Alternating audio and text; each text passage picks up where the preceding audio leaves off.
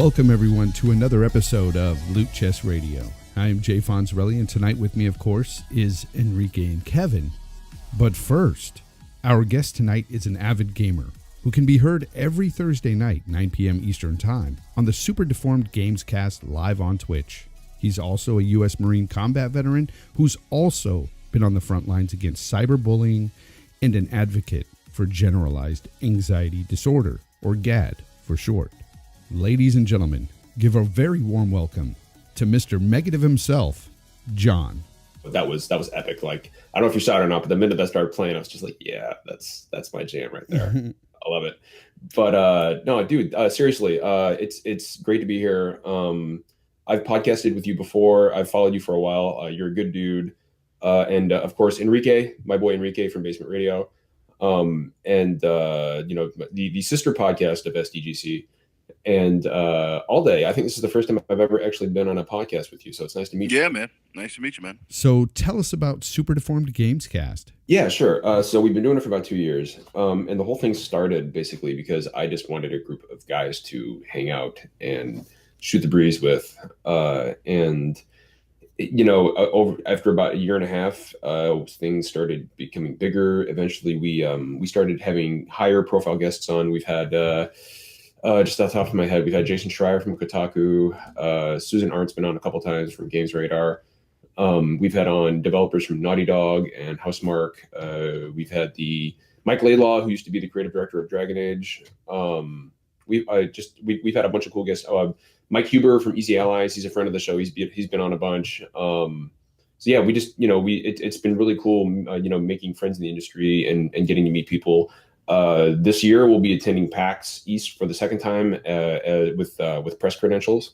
Nice. And last year I was on a PAX East panel on basically cyberbullying, or it was called Hate is the Hobby. And this year I'll be on 2 more panels at PAX East, the nature of which I can't reveal yet, but I'm looking forward to talking about that more in the future. But yeah, you can catch SDGC. We just made a big move to Twitch. So it's twitch.tv/official SDGC. We would really appreciate it if everybody went and helped us get sponsored over there, so we can give you guys some sake emojis. Sake is our mascot, not my idea. And all of our episodes are then uploaded to our YouTube channel, which is just SDGC Super Deformed Gamescast. So you can find us there. Please subscribe to our YouTube channel and our Twitch channel. We would deeply appreciate it. Awesome. So anytime I have a new guest on, John, I like to ask them to give us pretty much some gaming history on themselves. So where did it start for you? Okay. That's a good question.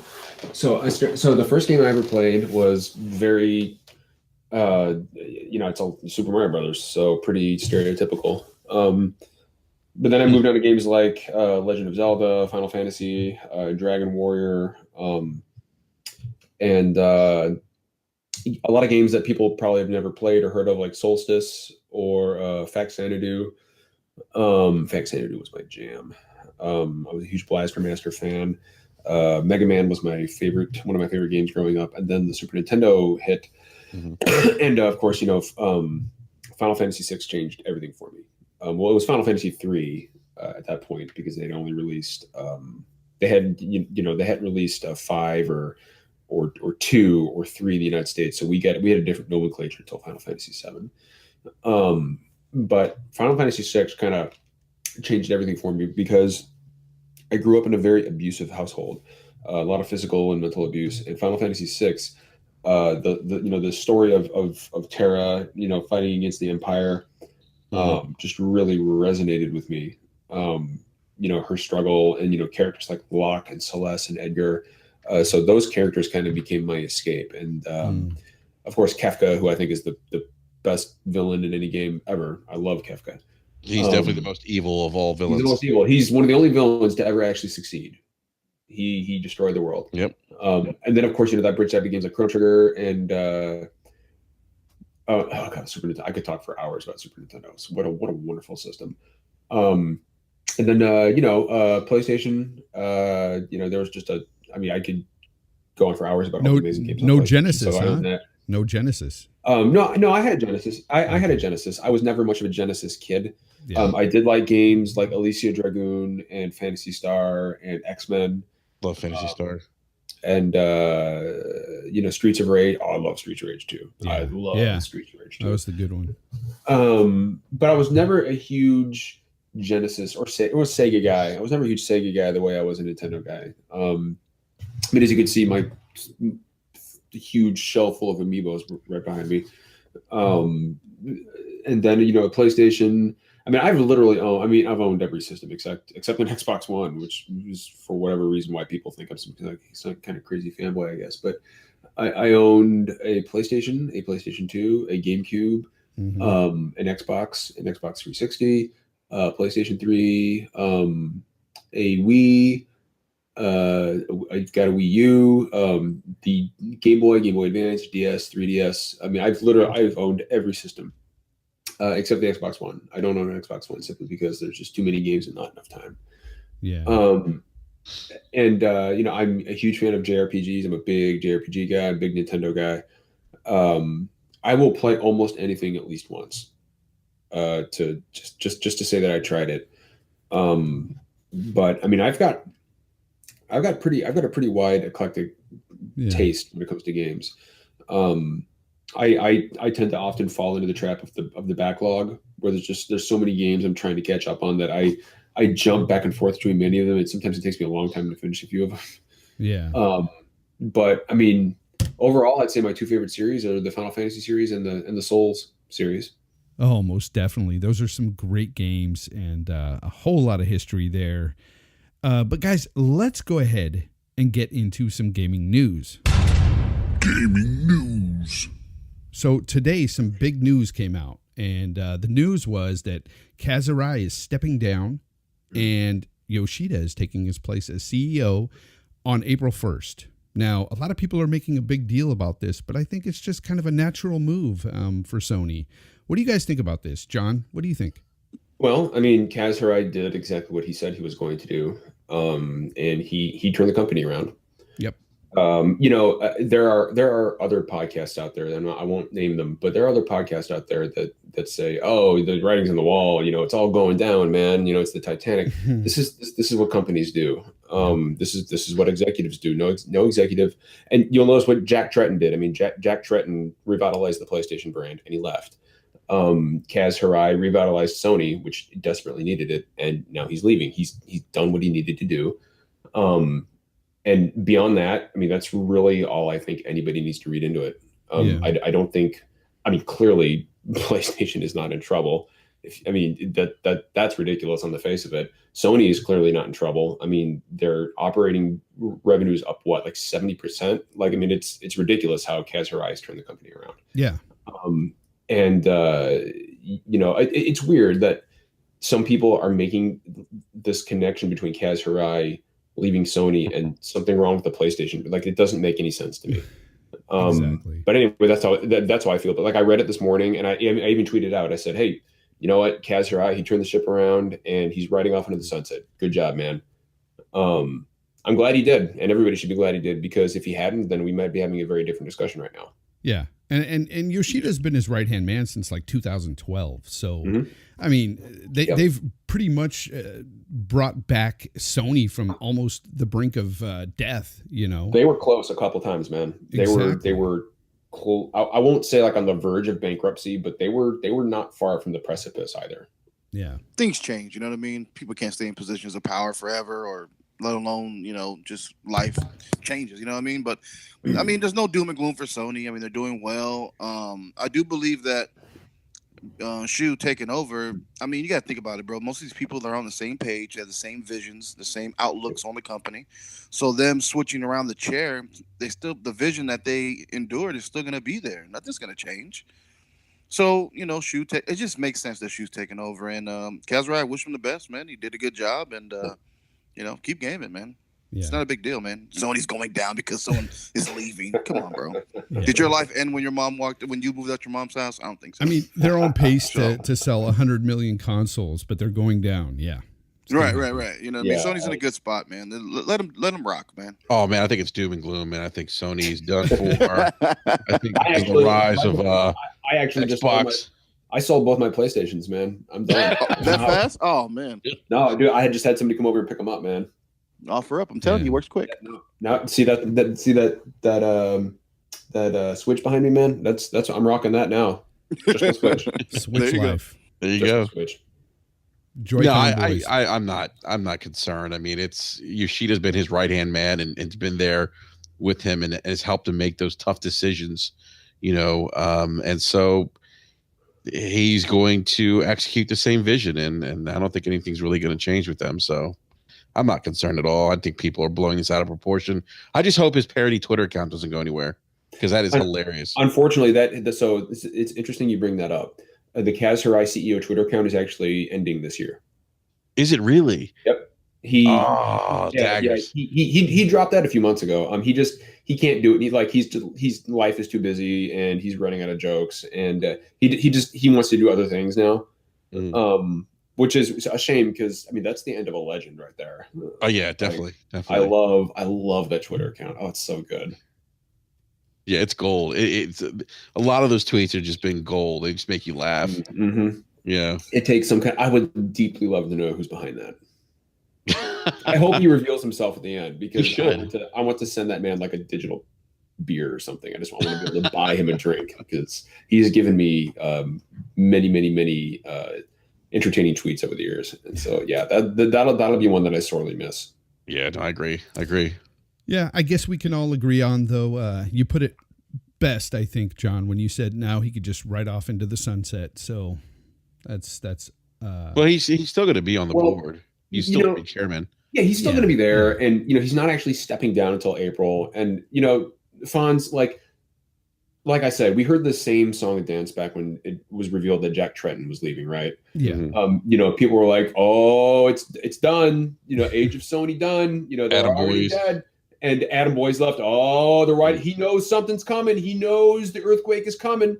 It's all done. And at this point, it goes in one ear and I fart it out. But especially when they're so on top right now, it's like, why would you even think that? It's because the writing's on the wall, Fonz. Yeah. You can't see the writing on the wall, Fonz. Come on, man. No, you're right. You guys are right. He only got the stock up to 200. He only increased the value of the stock 200% his time there, and now that he's leaving, it's just gonna all fall to shit. So people want their it all you know it all boils down to people want their biases validated, right?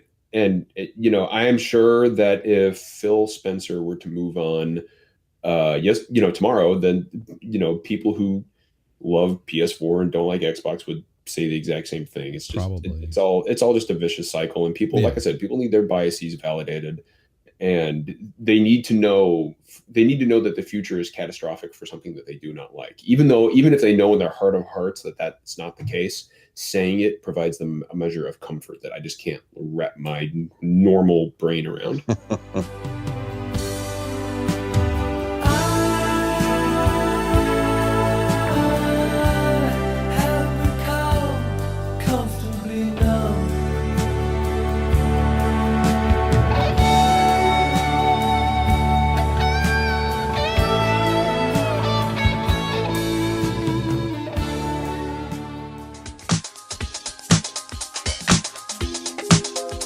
Folks, we are Loot Chest Radio. We are a small podcast just trying to get off the ground, and we need your help. If you're listening to us on iTunes or have an iTunes account, please give us a rating on there. It'll make us more visible to potential listeners out there. Also, follow us on Twitter at Loot Chest Radio, and of course, as always, keep listening to LCR.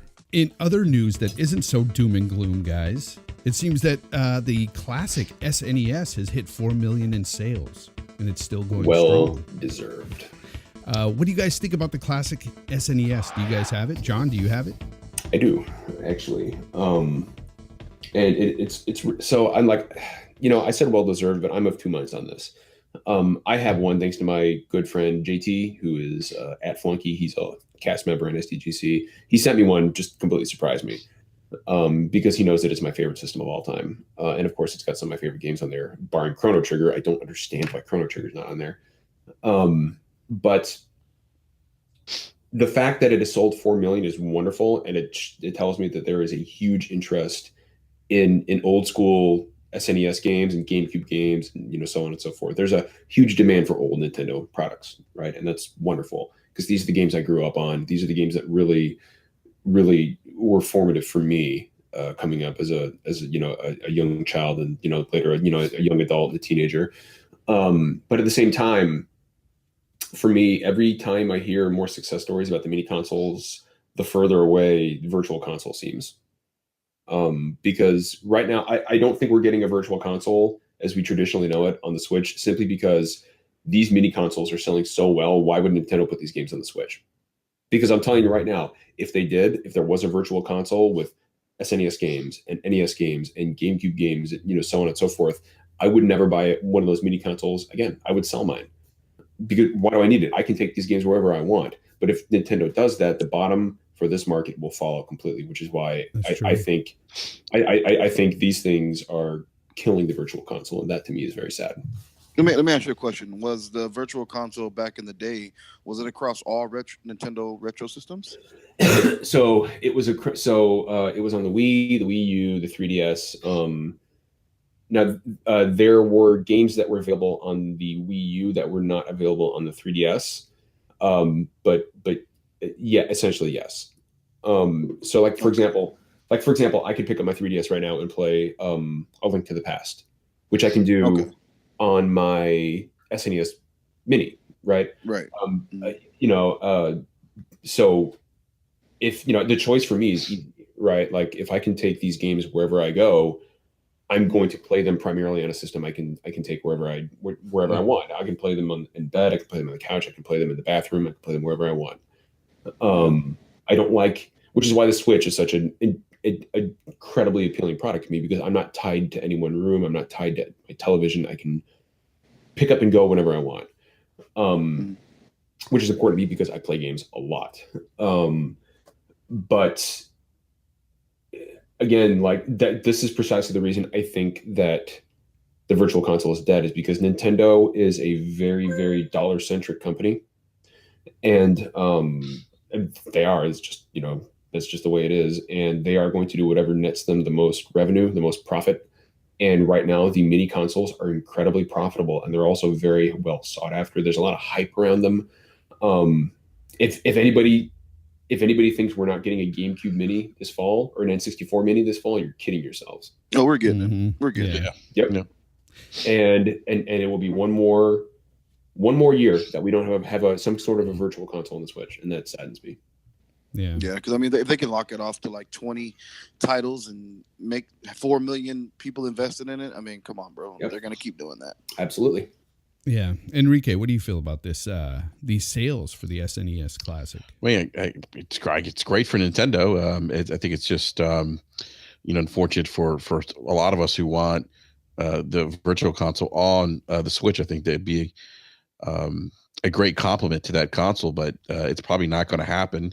And I understand the business argument for Nintendo. They're going to manufacture something that probably doesn't cost them a lot to do, and they're going to make money off of it. I did see, actually, it's crazy. I was at Best Buy last week picking up Monster Hunter World, and they actually had a couple SNES Classics behind the register shelf, and there was probably like 4 or 5 of them. So I was surprised. The first time I've actually seen them out in the wild. They're probably not going to last long. No, and I thought about buying one, but I was like, no, I can't get another. I will never. I won't. I know I won't touch it because I'm just so backlogged right now. So, but yeah, I agree with the rest of you guys. We're gonna see a mini N64, and then we'll probably see a mini GameCube after that. Well, the problem I have with these things is, like you were saying earlier, John, they don't have all the games, or at least some of the games that you want on these things. So, like, they're missing so much. Like Chrono Trigger is a baffling admission to me. Right? Yeah, it is. It's just baffling because Chrono Trigger is, Final Fantasy VI is still my favorite game of all time, but Chrono Trigger is a close second, and Chrono Trigger is considered by many to be one of, if not the finest RPGs ever. Yes, sir. Facts. So I mean, and even, as much as I love Final Fantasy VI, I mean, yeah, Chrono Trigger mechanically is a better game. Is Earthbound on there? Yeah, Earthbound is on there. Yeah. So the fact that Chrono Trigger is not on there was really confusing for me. Like I'm like Star Fox 2, a game that nobody ever played, never released till now. And by the way, not good. It's not a good game. I see why it was canceled now. Mhm. You know, I would have maybe taken out like a Super Ghouls and Goblins, because who cares?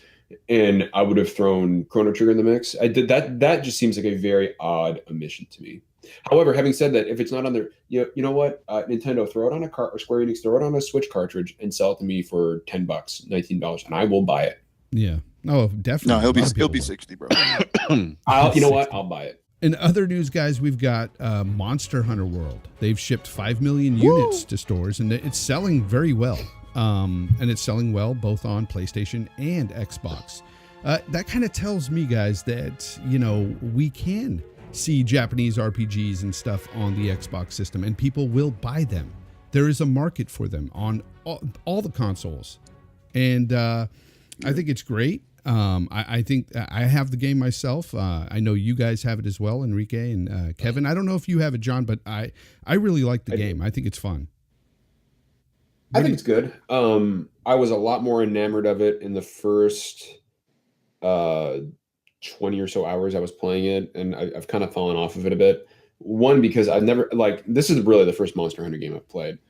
And while, you know, the core gameplay loop is really, really good and compelling, there are a few things that stand out to me that make it I don't know. Like, I still feel the game rises above the sum of its parts, but there are problems with the game that I don't feel people are really focusing enough on. For example, matchmaking is horrid. Yeah.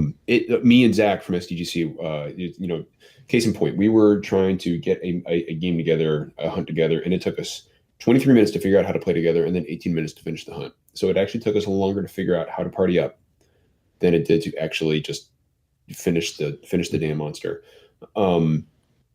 I don't like arbitrary time limits in games. I don't like being forced to do something in a time limit. It's why I did not like Dead Rising. It's why it's a huge problem I have with Monster Hunter.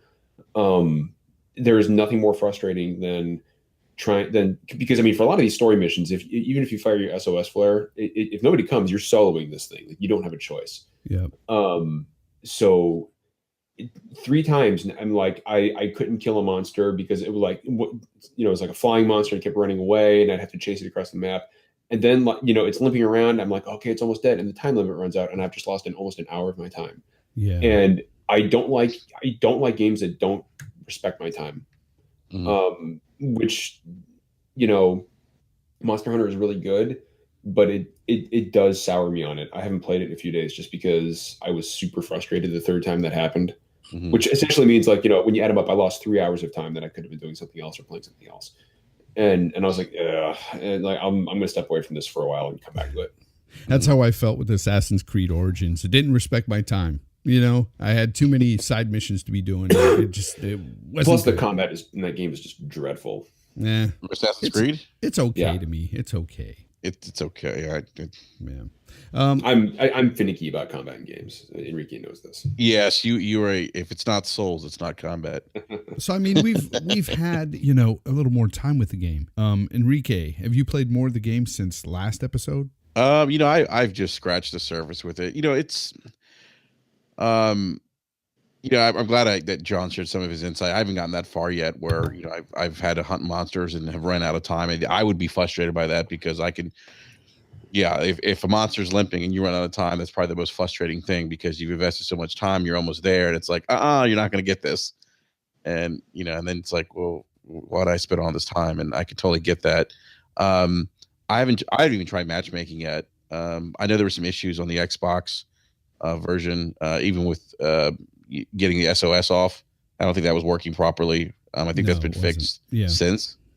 But I enjoy. I mean, I've enjoyed the hunting aspects and you know, collecting items and crafting. There's definitely a lot of menus to navigate, which I kind of I like I like simplicity, just because I think I'm at a point in my life where I just don't have time to really sit down and just learn the ins and outs of a complex combat system or inventory system. I just don't have that time anymore like I used to when I was younger. I typically want to be able to pick up a game and just get at it. But outside of that, I mean, I think I've enjoyed what I've played so far, but I've only probably put a couple hours into it. Maybe 3 or 4 hours, to be honest with you. Well, I've been going back to other things. So yeah, I've done a lot of solo in the game. I've also done a lot of co-op, and co-op is where it really shines. It's a lot of fun to go in with friends and beat these monsters down. But if you're by yourself, like John says, I've been there where the time ran out, and it's really frustrating. I'm loving it, man. I just picked it up for the Xbox today. Oh, nice. Been playing on PS4. And I don't know, man. There's a lot of little nitpicky things with me. I'm real petty, man. As you guys know, that's my moniker. Really, the UI in the game is just so ridiculous. Like, it's just, I don't know if they thought it out well enough, but it's like it takes too much to get to everything. You know what I mean? Like, your inventory slots in your item box is very limited, so it kind of forces you to craft to lower down the inventory slots. And the matchmaking, that's the one thing that I didn't understand. Like, and once I finally got it, it took about maybe 30 minutes my first couple times to get a friend in a party. Then we tried to make squads, and then so it'd be easier to join, and it was just kind of nerve-wracking, right? But once I got it, I figured out not a loophole, but how to connect right away to your friend or whoever. You just got to you really have to quit the game and open it back up to like refresh it. You shouldn't have to do that, though. You shouldn't have to do that. But, every time I did that, it worked fine. Usually when I'm playing the game, there's always somebody willing to play or want to play. Like, we'll say, hey, you want to get on, we'll get on. But I play some of the solo stuff by myself. I think I'm level 9. I put about 15 hours in. Definitely, I mean, this is back in the day. I feel like this Monster Hunter is very streamlined compared to the other ones I've dabbled in. The other ones were kind of hard to follow, like on what to do, and the crafting system wasn't as robust. I mean, I think it's just streamlined now. Simple put, I can follow it easy now. I know what I'm doing. It's a good game, and I was surprised to see that at launch there was 27 people on my list on Xbox playing Monster Hunter, and I was surprised. Well, I'm seeing every day people playing Monster Hunter on Xbox, and that just tells me that there is a market there. Yeah, it just feels like, to me, it feels like everything. It kind of scratches that MMO feel for me. Well, in a more condensed environment. You know what I mean? It's a little hub. And I like that, and I enjoy it. I bought it twice, so I'm about to really enjoy this game. I love the weapon mechanics. Even that, the gameplay sometimes, some of the weapons, I'm asking people, like, is this supposed to happen in Monster Hunter? Like, if I'm going to charge an attack and I completely miss, you're kind of locked in that animation. Yeah. And you don't hit your target. I'm like, is that normal? It's like, that's just the way the game is. I'm like, that's ridiculous. Like, like, I wish... Like, there's little quirks that can, improve on the next iteration. But for right now, I'm enjoying what I'm playing, man. Yeah, the combos, they just go through their animations. They don't stop. So if you miss, you miss. And it's just unforgiving. And I like all the different weapon mechanics. I like how they're each very different from each other. I've tried several different weapons, and I've liked each and every one of them so far. For different reasons, right? Yeah. And it's funny what you're talking about, how it's streamlined in some ways, but in other ways it's clunky. Because I can agree with you on some of that clunkiness. The UI system is trash. Like, that needs to be reworked. Yeah. Well, I mean, Monster Hunter, I stated earlier, this is my first Monster Hunter game, but I am familiar with the series. And the little quirks of the series. And Monster Hunter has always been a very difficult game to get into, with very obtuse rules and UIs, and I mean so for them to say, well, now we've made Monster Hunter easy to get into, I'm like, oh man, thank God I didn't try the other ones, because that would have been just not for me. As it is, it's a great game. I don't know. I don't see myself pouring hundreds and hundreds of hours into it. I see myself playing with friends and getting I'd say at least 100 hours into it. I can see myself playing it that long. I like these type of games. One thing I do like about the game is once me, my friends, or whoever I'm playing with, we do complete and kill the monster. You still get that rewarding feeling, regardless. Yeah. And I think that's kind of what I'm playing for. Is just that, that's about it. Yeah. Yeah. It's definitely fun. Guys, so this, if you remember, in 2017, in October, we called it Broketober because of all the games that were coming out around that time. This October is shaping up to be another Broketober. No. We've got the release date of Red Dead Redemption 2 that's released on October 26th, and the rumor that Battlefield is going to have a game October as well. So, man, are you guys excited for any of these games? I mean, I know I am for both. Of course. Red Dead, are you crazy? But Red Dead takes precedence for sure for me. No. So if Battlefield is smart, it'll get as far away from Red Dead Redemption 2 as possible. That's what I said too. I said rest in peace, Battlefield. Yeah, exactly. Yep. In fact, there are that sound you hear are all the developers and publishers screaming in terror at what they learned today. Red Dead Redemption 2 is one of those games that can literally release whenever it wants against almost any game it wants, and it will sell. Mm-hmm. And I would even say don't put Call of Duty against it. And the reason I say that is because there is a Call of Duty like clockwork every single year. Everybody says, okay, Call of Duty, Call of Duty, Call of Duty. Yep, here's the new Call of Duty. It sells 10 million, 20 million copies. Great. Grand Theft Auto 5 is the highest selling game of all time. That game still sells every month. And I mean, Rockstar games have a level of hype behind their products that is unreal because we only get them every 5 or 6 years. And there is going to be a level of hype around Red Dead Redemption 2 that none of us are going to be able to comprehend until it gets closer. So honestly, I wouldn't put anything within 2 weeks of Red Dead Redemption 2, maybe 3, because I mean that is a losing fight. Putting a game against Red Dead Redemption 2 is just like putting Rise of the Tomb Raider up against Fallout 4 or Titanfall 2 right up against Call of Duty. Yeah, like it's going to be a massacre. Yeah, I agree 100%, man. Red Dead Redemption is my favorite game of all time. So part 2, I've just been salivating over this. But every time they've, just pushed it back, I've been okay with it because Rockstar has never let me down. Never. Every game I've played from Rockstar, I've loved. So I'm just waiting for it. And when it comes to me, I know it'll be a good finalized product, which you can't say for many games coming out anymore. I mean, it's interesting you say that because I feel like I'm the only person in the world who just does not like the Grand Theft Auto games. Really, I have fun with them. I can't stand them. And it's not because of the violence. It's not because of I mean, I was a Marine. I've done and seen some pretty violent stuff.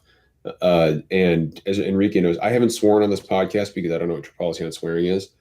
But as Enrique knows, I tend to swear a lot.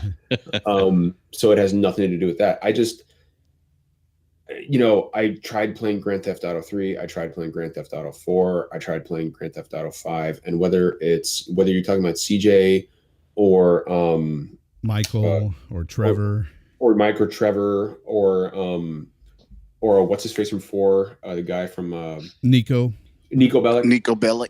Yeah, Nico Bellic. I can't relate to any of them. And when I'm playing a game, I like a character I can relate to. I could relate to John Marston because he was a man who screwed up in the past. Yes. And he is trying to, just as the game states, redeem himself. And a very interesting difference when you look at Red Dead Redemption and Grand Theft Auto, or the protagonists, like let's just look at Nico Bellic as opposed to John Marston, right? I would argue that Nico Bellic is more of an anti-hero than he is a villain. Nico Bellic was not a bad person. Like, he was a criminal, yeah, but he was very conflicted about it. Which initially I thought gave him some shades of gray that I was like, okay, maybe I'll enjoy this one. But then after, a very moving soliloquy from Nico about how, oh, this is the American dream. And, like, we're like, what is this costing us in our soul? Like, I remember I was watching my brother play, and there was this cutscene, and Nico, he was looking out over the harbor, and he's having this monologue to himself, and he says, oh, is it all worth, is it all worth the price? Like, oh, what am I, I am worried about the state of my soul. And I hope I can forgive myself for everything I've done to wind up where I am now. And then my brother immediately goes into an alley and bangs a hooker, runs her over, and takes the money back. And I was like, and he was like, yeah. And I was like, see, this is why I can't play this game. Yeah. But then when you look at John Marston, if you're going into one of those bordellos, there's a prostitute there, and she says, you want to go upstairs? And he says, sorry, I'm a married man. Exactly. Yeah. And I'm just like, I can relate to this man. Yep. I can relate to this man. Yep. And so that's why Red Dead Redemption really hit home for me, and the Grand Theft Auto games just didn't. Yeah. No, I can totally agree with what you're saying there. But that aside, I still enjoy the Grand Theft Autos. I still enjoy the mayhem and the craziness. I don't relate to the characters, but I enjoy the fun. No, I wasn't trying to like downplay. No. I know you're not. I don't want to give that impression. No. I definitely get what you're saying, John. But for me, like, I totally relate to what you're saying with John Marston, because I related to that story so much. I mean, the guy was trying to just redeem himself. He wants to get back in with his kid and his wife. He's been away for a long time, and it just hit a lot of soft spots in me. And it's honestly, it's the only game, and because I don't do this, John, I never play a game twice. Once I'm done with it, I'm done. But that's the only game I've ever picked up again, played 7 years later, and I loved it like it was the first time. Oh God, there are games I play 15 times. Yeah, and it was just such an amazing. If I love a game, I will play it over and over. And here's the thing: I guess I love it so much because I've been talking about going through it again before the next game comes out because I love it that much. I'll tell you what, the Red Dead Redemption is responsible for one of my favorite moments of the last gen is when you first go into Mexico. Oh, and you're riding your horse across the bridge, and all of a sudden that song from Jose Gonzalez kicks in. Yep. And I love the song so much I went and downloaded it. It's a wonderful song. But and after that moment was over, like I just put the controller down and walked outside on the balcony. I remember I was living by myself in Charlottesville, and I had this balcony overlooking the mountains, right in my apartment. And it was about 7 p.m. In the summer it was a Friday night, and that scene stopped, and I looked at the TV screen for a minute, and I just put the controller down and walked outside on the balcony, and the sun was going down over the mountains, and I was just like, wow. Yeah. Wow. I'm like, oh. Yeah, I made a video on basically calling this game my favorite game, the best game ever made, in my opinion. And I made a video on it, and I showed all those little things you talk about. I showed the music and every. Man, when you're riding into Mexico and that song kicks in, it gets to you. It's just it really engulfs you. It pulls you in. You know what I did with the game? I would play online and say, everybody, hold on, we're playing a party, and we'll have the whole posse, right? And we're just looking at the landscape and just kind of just immersing ourselves in the game, right? So then I would just turn my radio on and play Dead or Alive, real loud. And we would just have epic moments in the game, bro. It's just every time you look at it, it's breathtaking. It really immerses you in that Western world. And I respect it for that because a lot of the Western games, in my opinion, haven't been done that well. No. Yeah, I mean, some of my favorite moments in that game are just galloping across the plains in the middle of a thunderstorm. Yes. Yep. If you play that game right now, in my opinion, it still holds up. It still holds up to this day. Yeah, it really does. Yeah, and it really pains me when I hear people tell me, "Oh, that game sucks. I couldn't get into it." I'm like, "Wow, man, I get it. Subjective." That's one of the few games where like if you tell me you don't like a game, I'm like, okay, that's fine. It's your prerogative. But if you tell me that Red Dead Redemption, I'm like, we got a problem. That is objectively not true. Like the game doesn't suck. It's the only. John, yeah. do you remember when you would shoot somebody in the leg and they would grab their knee and they would like roll over it and limp away just like, oh man, this is last generation we're talking about. We don't even get that now. That's what I'm so interested in this second game. Like, what have they expanded on? What has my only concern is that main character won't be as compelling as John Marston.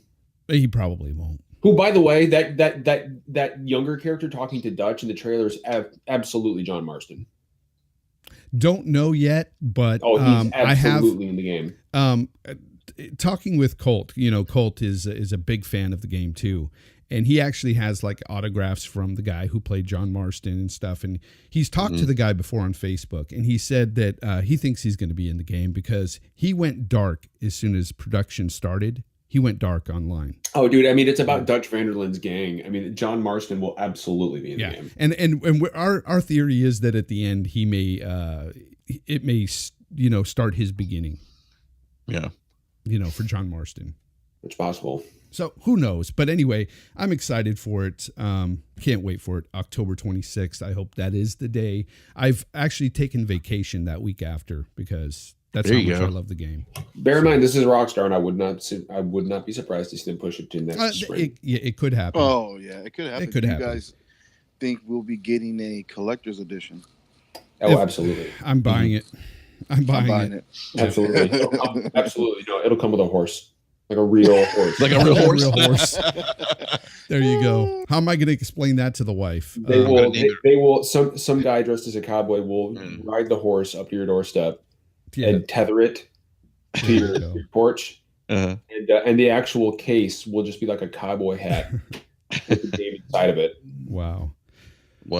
That would be the most amazing collector's edition. That would be intense.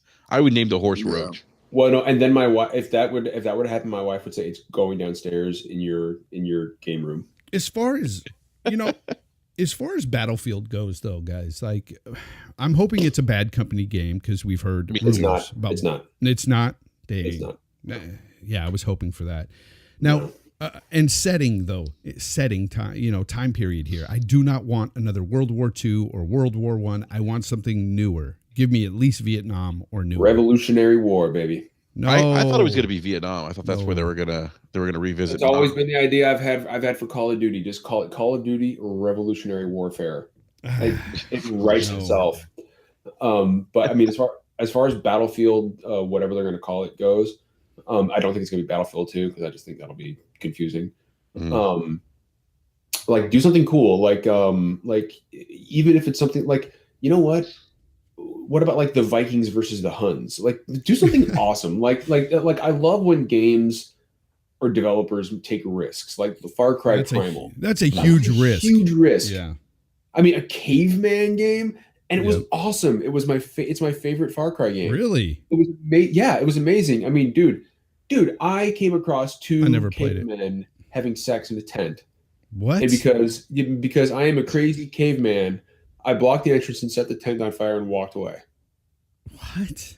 Jeez. Because that's what a caveman does, man. Caveman don't care. But caveman don't care. Hashtag that caveman don't care. But like I love when games take risks like that, and I really hope Battlefield does something out of it.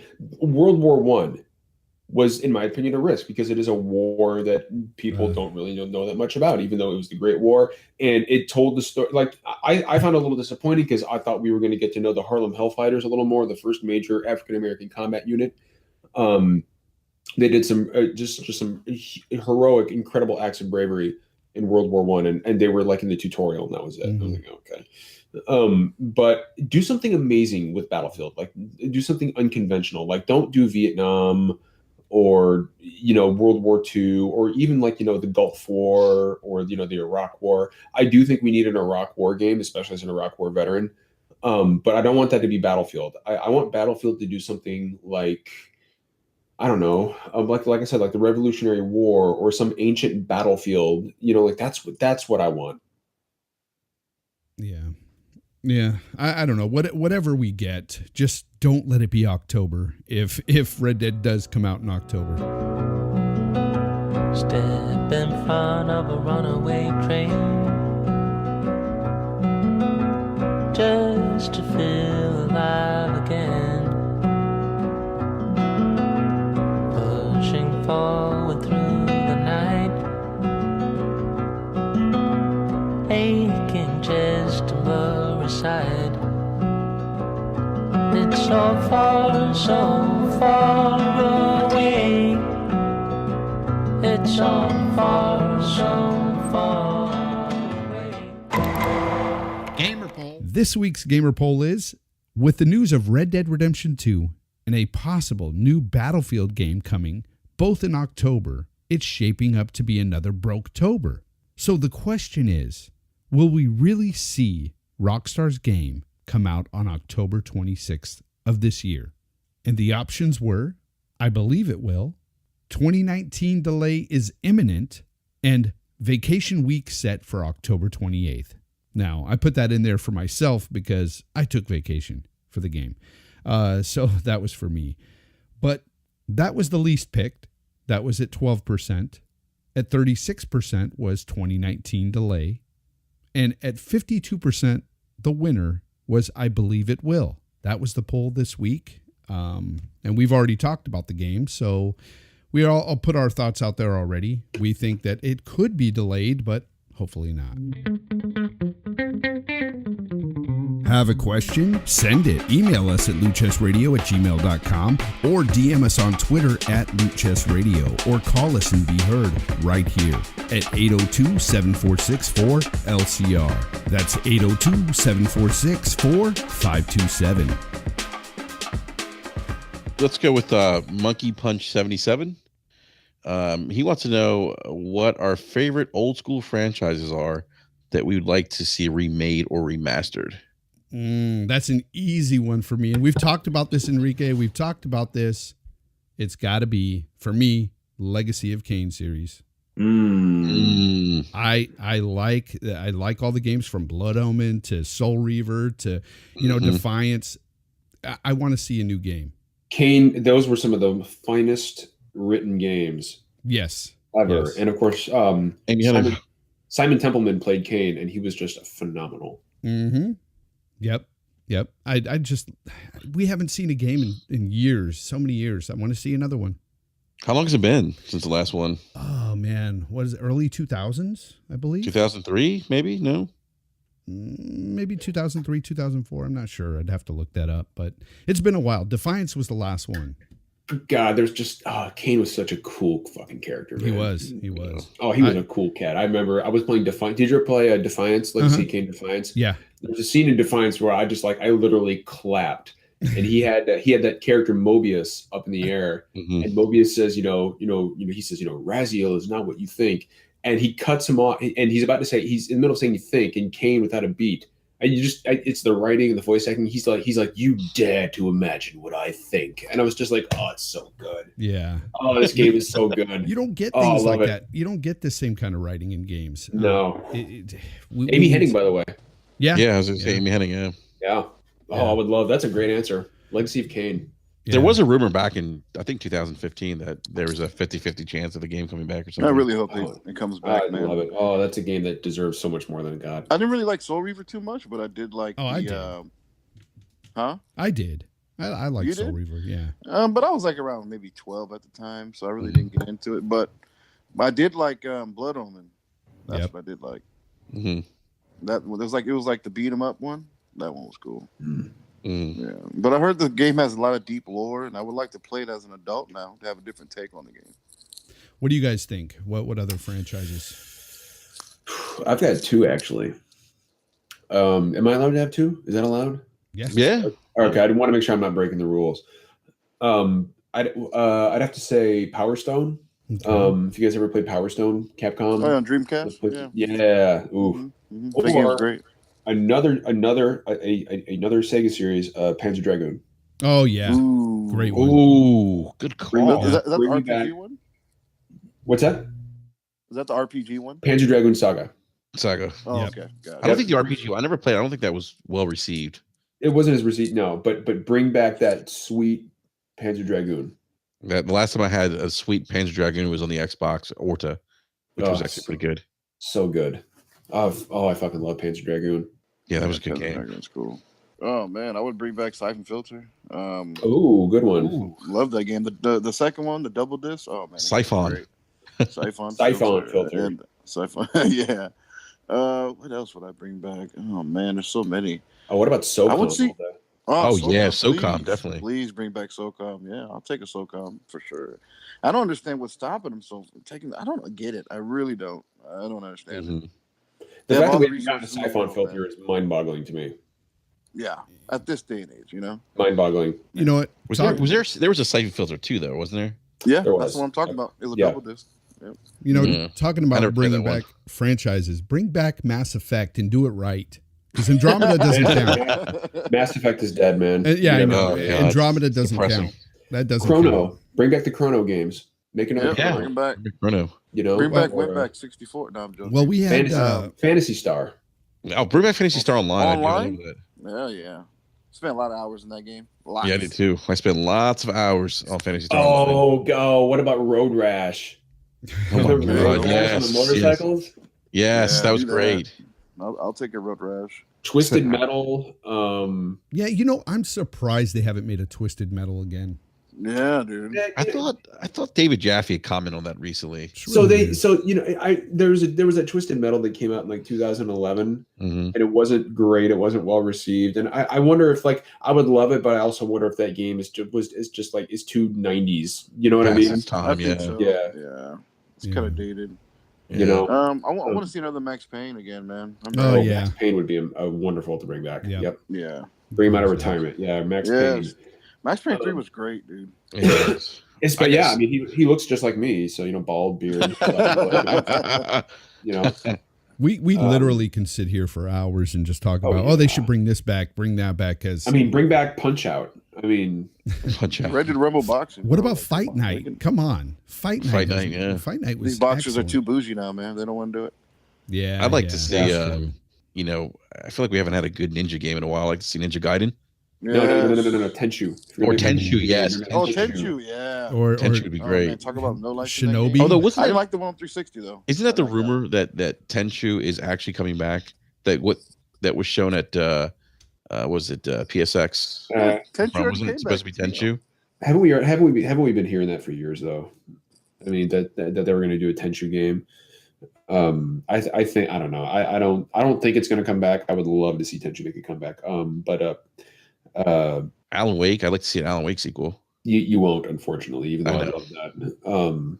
People, you know what? Whenever you ask this question, people say Perfect Dark, and I'm like, No, I didn't like the game at all, dude. The mechanics in Perfect Dark are not very good. I don't know what people saw in that game.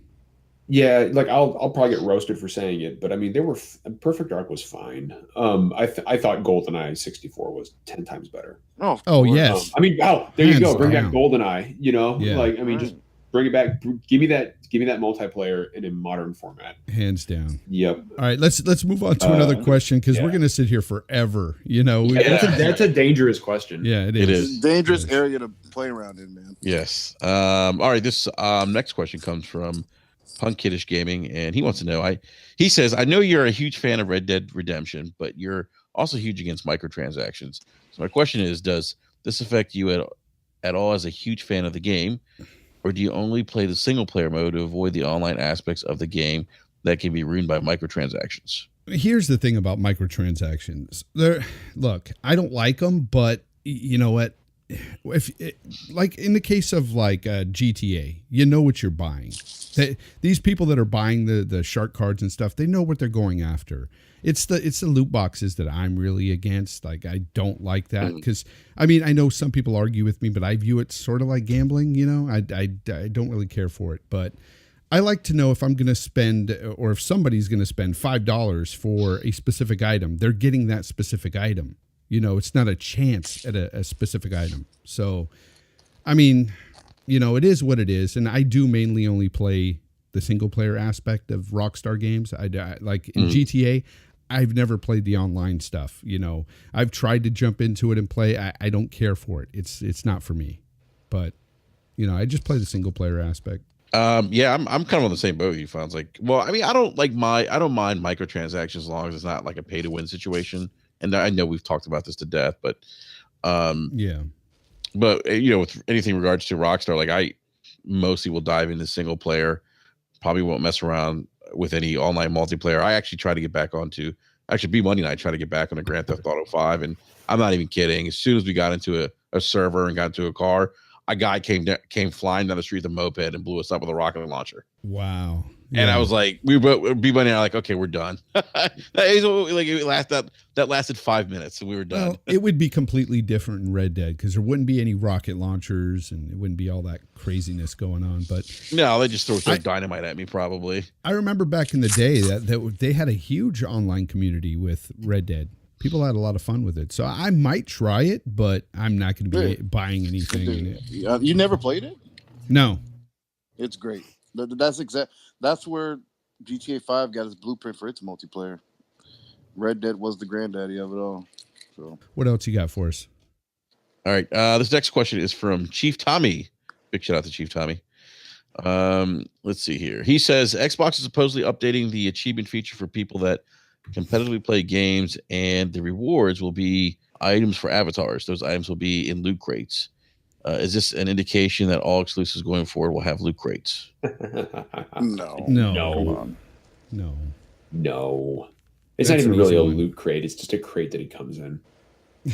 Yeah, this sounds very similar to what they had on the 360, if I'm not mistaken. Like when you would be Gears of War, you get like a Gears of War T-shirt or something. I think the idea is awesome. Personally, it's incentive. It's incentive because most players don't finish. Most gamers don't finish the games they play. That's a statistical fact. So this is and developers want you to finish their games. This is incentive for people to do just that. And I agree with you, Joe. I think it's a great idea. But I also feel like they did this with a 360 because I remember getting things for completing like Gears. I remember like getting a Gears T-shirt or something on my avatar. Yeah, if I don't finish a game, I'm pissed off at that game. I don't like it for some reason because when I pay $60, I'm finishing that damn game. He also says, Chief Tommy he has a second question too. He wants to know, could loot crates be some of the missing content in Sea of Thieves? Yeah, I think they'll have something in there. Yeah, definitely. They're going to sell stuff in that game. It's one of those service-based games. It's exactly what Microsoft wants to suck people into. The Kraken. Let's just go beyond Sea of Thieves. Anybody who believes, Sea of Thieves, it will have loot crates. Anthem, it will have loot crates. Any service-based game going forward, anything that's massively multiplayer online going forward will have loot crates in some form. That is our future. They're not going away because too many people buy them. So I think the entire gaming community needs to just learn to suck it up and deal with it because they're not going away. I'm not a huge fan of them, but I don't buy them, but they're here to stay, and I've accepted it. Yeah, the problem I have with it, John, is though there's certain games that they use microtransactions in a way where it shapes the game when they make the game. And Assassin's Battlefront. Well, I think Battlefront 2 is a far more egregious example than Destiny. Yeah, exactly. Oh, absolutely. It is, but I even see a little bit in Assassin's Creed Origins because they were selling you ability points in that game. Ability points.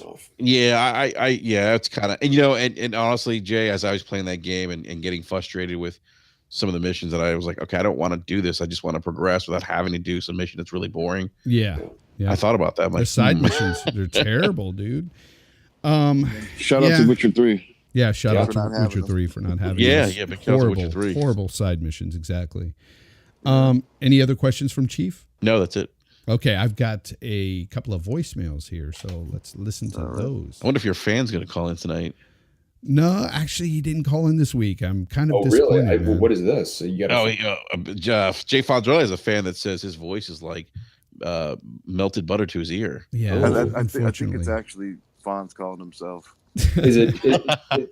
Well, I will admit that every time Fonz talks, it's like a honeyed potion poured into my ear. Oh my God. I love it. It's a pretty good feeling. No. Good morning, Luke Chess Radio. This is Jerry, aka Relevant Native, calling in just to say fantastic job on the show. I really love what you guys are doing and how you're doing it. The conversations have been great. The guests have been great. So kudos to you guys. My question is kind of a simple one. It's more on the lines of community. Now that we have all of these games coming out that are more socially driven, that have a more social aspect, what kind of games are we missing out on because of this social drive? I look at games like God of War coming out, the single-player driven games. Those games seem phenomenal and probably will be, but as far as social aspect, there really is none, besides forums or jumping into a subreddit and speaking about it. But what do you guys think that we're missing out on as far as what kind of content we could be receiving if this wasn't such a social atmosphere and culture that we're living in right now? That's a good question. Thanks, Jerry. That's a good question. Yeah, I think he answered his own question, man. I don't think he pretty much did when he brought up God of War. Yeah. I mean, single player games are single player games, and multiplayer games are multiplayer games, and multiplayer games have that social aspect, and single player games don't. So I don't think you're.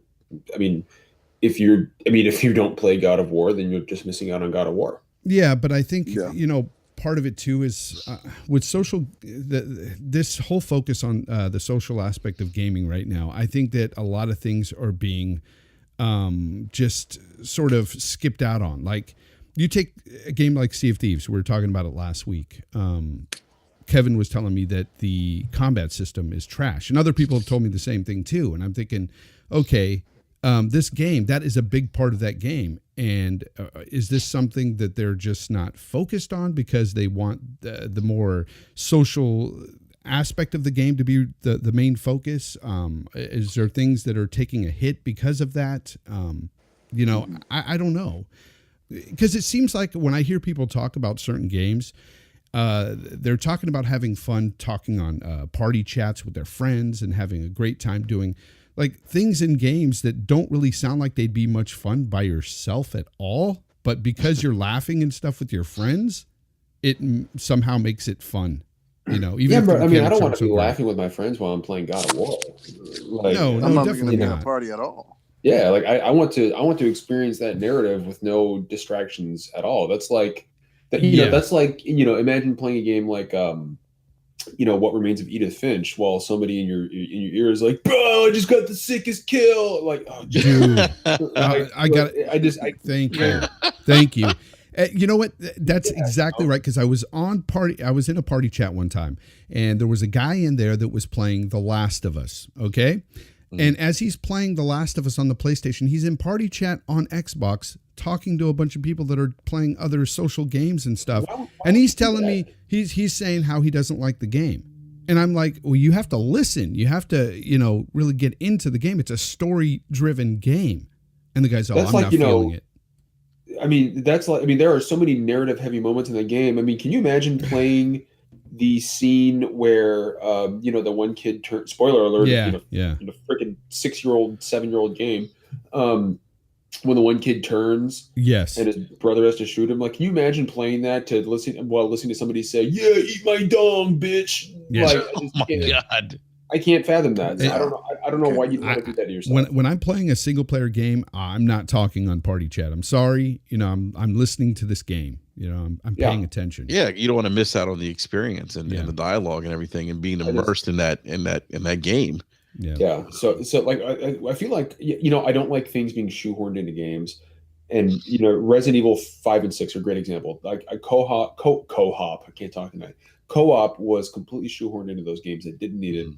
And in my opinion, it made the games far less than what they could have been. And I don't like online elements or social media elements being shoved into games that, quite frankly, don't need them. Yeah, I agree. But I think what he's getting at too is with this question is the fact that some of these games that are so focused on the social aspect, they are lacking in story. I mean, there's no real narrative. It's just basically like you take Sea of Thieves again. It's like, okay, go out and hunt for this treasure chest, and that's it. That's.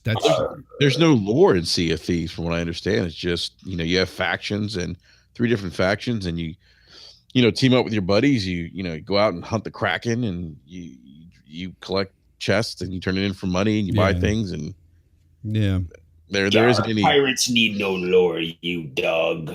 Yeah. Hey, but that water's beautiful. The water is beautiful. That's the most glowing thing I've heard about the game, is that the water is really, really good looking. The water physics are great. Pretty fantastic. It's beautiful. I mean, some good looking water there. Yep, with Fortnite characters, it's awesome.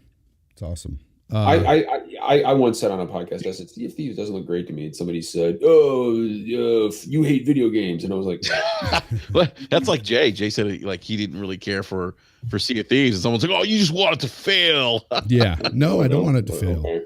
I want it to succeed, but I just don't see the appeal for me. Like, I'm not going to pick up that game and play it. Nothing wrong with that, yeah. It's on Game Pass, so I have Game Pass. So when that comes out, I will try it, definitely. But it's I- already a game I'll say this though: like. if you're playing Sea of Thieves with your friends and you're not all talking like pirates in party chat, you're playing the game wrong. You're doing it wrong. Yeah, that's a total cosplay game, right? Yar, Billy, I've got to put your controller down and leak my urine into the toilet. I'll be back in 1 second. All right. On that note, we're going to get to the next question here on the voicemail here. Yar. Yar. I just want to talk like a pirate. Hey guys, this is Jimmy, first time caller. I'm really nervous, so you gotta bear with me. I'm a big time gamer. I game on my mobile phone. I'm addicted to Clash of Clans right now, and I was just wondering if you guys knew how to kick my addiction. I've spent like $10,000 this week alone, and my mom, she's really mad at me.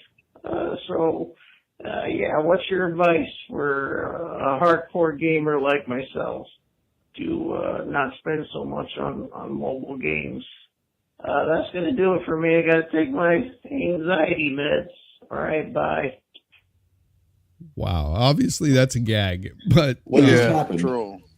Yeah, we got troll. yeah. So, okay. You got an answer for him, though? Nothing that won't get me in trouble. How do you not spend your money? I don't know. Turn your phone off. Yeah. Turn your phone off. Give it to your mom. Just find someone, Lock find some- a girl to call. Or Get them.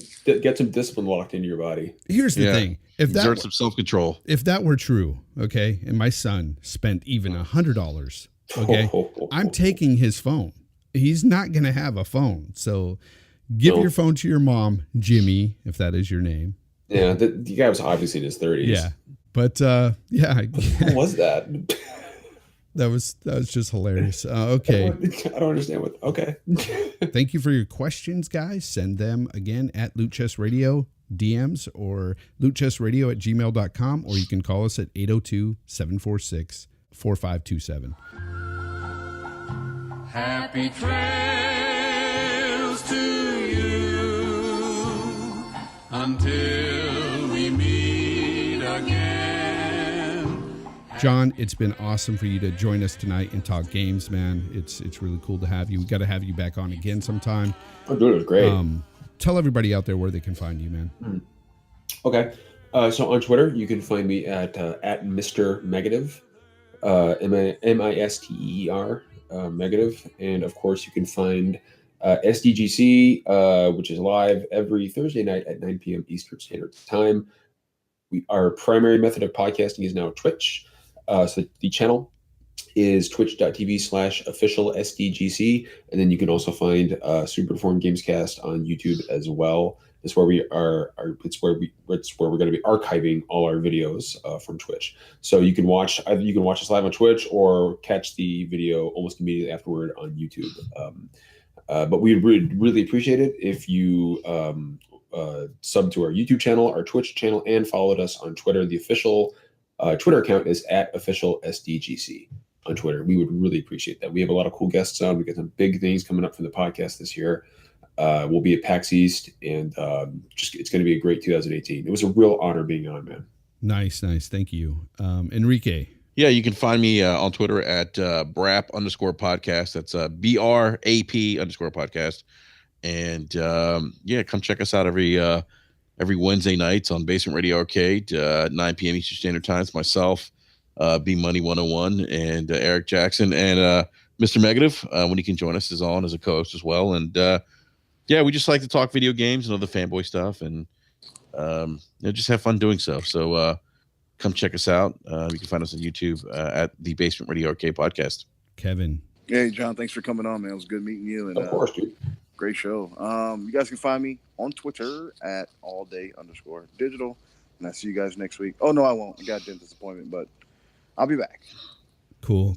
And you can find me at jfonzrelli, both on YouTube and on Twitter, and at Loot Chest Radio on both, and all podcast directories. You can find us at Loot Chest Radio, and wherever you're listening to us now, every Sunday.